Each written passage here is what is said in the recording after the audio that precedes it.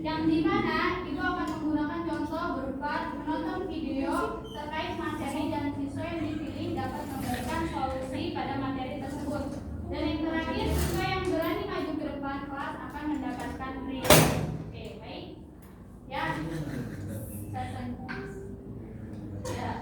Pretest pada hari ini, apa ada yang tahu jawaban dari pertanyaan-pertanyaan yang Ibu telah jelaskan di depan?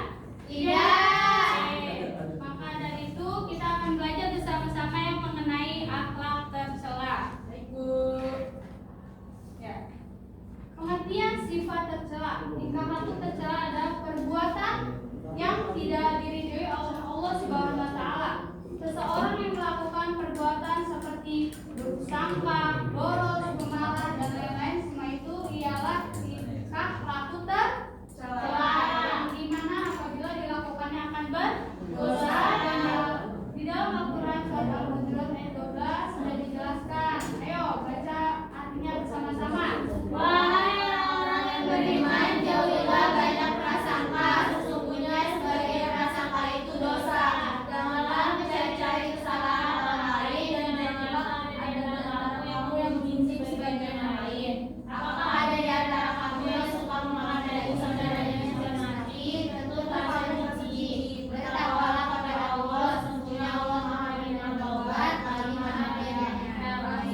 Sudah dijelaskan kan dalam surat Al-Hujurat ayat 12 sudah jelas bahwa Allah telah menjelaskan dalam firman-Nya, siapa yang melakukan akhlak tercela dan mencari-cari kesalahan orang lain, maka sama aja dengan memakan daging saudaranya sendiri. Harus bertakwa kepada Allah, sesungguhnya Allah Maha penerima taubat dan penyayang. Baik, selanjutnya.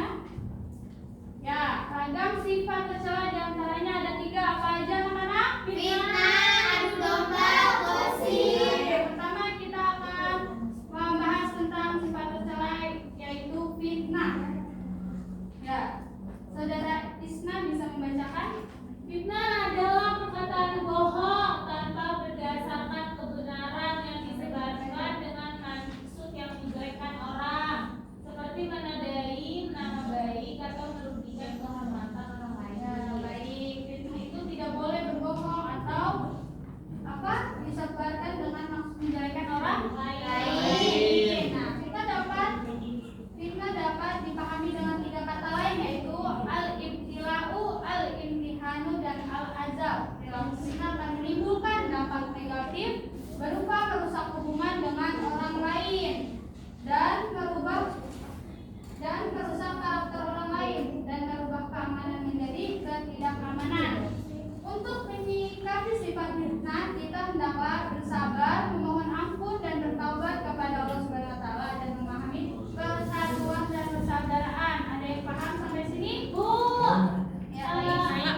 itu kan ada kata al-ibtilahu, al-ibtihanu, dan al-azab. Apa sih Bu artinya? Ya, arti dari al-ibtila'u, al-ibtihanu, dan al-azab yaitu al-ibtila'u ialah bencana. Kalau al-ibtihanu ialah dia yang mengujinya, dan al-azab itu ialah yang bersekutu. Tes selanjutnya. Nah, sekarang setelah fitnah kita akan membahas tentang yang namanya adu domba. Baik, saudari Anissa bisa dibacakan. Adu domba adalah menjadikan perselisih di antara pihak yang sepaham. Sikap adu domba bertujuan untuk merusak hubungan manusia, di mana hubungan baik akan berubah menjadi buruk. Perselisihan akan kerap terjadi dan saling mengejek ataupun menghina akan semakin marak diucapkan. Sudah Bu. Ya, baik. Adu domba ini juga tidak baik karena apa? Menjadikan perselisih di antara pihak yang sepaham. Nah, perilaku adu domba akan menimbulkan yang namanya dampak siksa dan dosa bagi pelaku, mendapatkan prediksi hamba yang buruk dan mengakibatkan adanya siksa saling membenci. Maka dari itu kita tidak boleh namanya adu domba. Baik, selanjutnya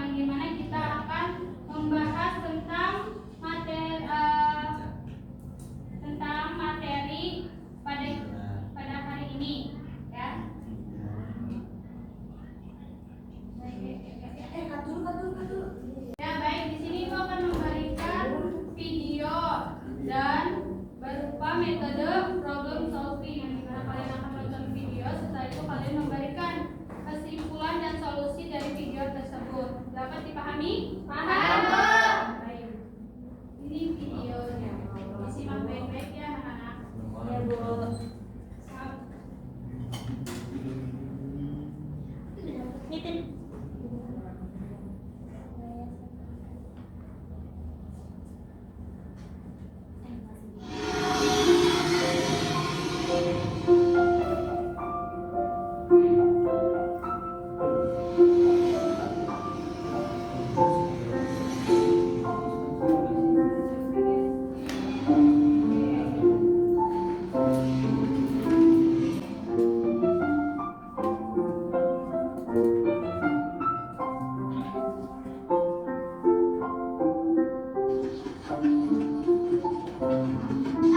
Ih, apa sih? Aku nggak tahu sih kalau kamu nggak tahu, makanya jelas. Sih, orang sakit kita tapi ya, tapi kasihan ya.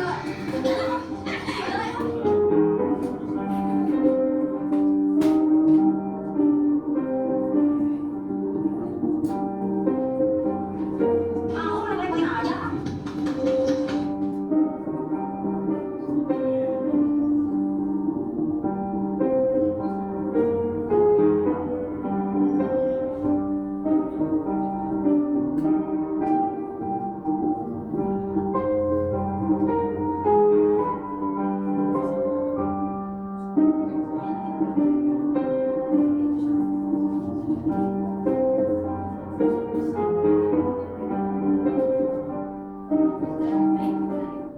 Dan dari dipahami video yang telah diputarkan pada layar tersebut. Sebelum Ibu memberi minta kalian untuk mencari solusinya, Ibu akan menjelaskan tentang video yang ditayangkan tersebut. Di video tersebut ada di suatu tempat di mana seseorang, ada satu orang tersebut itu bisu dan ada dua orang berteman. Di mana si bisu itu meminta tolong kepada orang tersebut untuk menunjukkan jalan di mana dia akan pergi ke tempat tersebut. Tapi dari dua orang tersebut itu tidak mau memberitahu karena si bisu itu tidak bisa berbicara dan bisa dibilang dia mengejekkannya dan membiarkan si bisu itu tidak tahu arah untuk menuju tempat tersebut. Dan setelah itu dua orang tersebut pergi meninggalkan si bisu dan tidak lama kemudian dari salah satu kedua orang itu tertabrak dan temannya yang satu tidak mau menolongnya karena merasa disulitkan. Nah, setelah si bisu melihat ada salah satu yang tertabrak, dia menolongnya. Dan setelah itu yang ditolong merasa apa?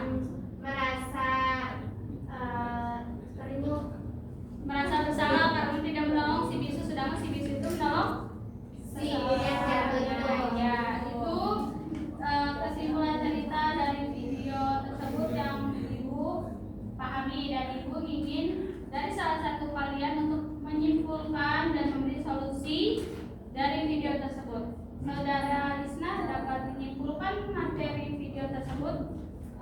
Simpulannya adalah kita tidak boleh membedakan orang mau itu bisu, mau itu norma. Kalau orang itu sedang kesusahan, kita harus membantunya.